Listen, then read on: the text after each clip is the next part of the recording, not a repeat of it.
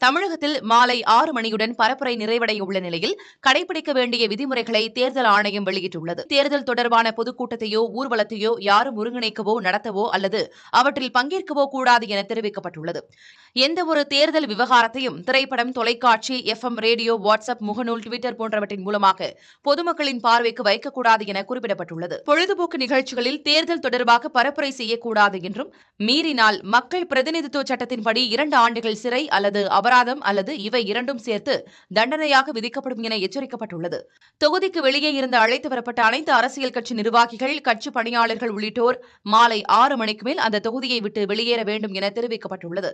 கல்யாண மண்டபம், சமுதாய கூடம், தங்கும் விடுதிகள், விருந்தினர் இல்லம் ஆகிய இடங்களிலும் வெளியாட்கள் யாரேனும் தங்கியுள்ளனரா என்பது கண்டறியப்படும் என்றும், வேட்பாளர்களுக்கு வழங்கப்பட்ட நட்சத்திர பேச்சாளர்கள் உட்பட வாகன அனுமதிகள் மாலை 6 மணி முதல் செயல்திறனற்றதாகிவிடும் எனவும் தேர்தல் ஆணையம் தரப்பில் தெரிவிக்கப்பட்டுள்ளது.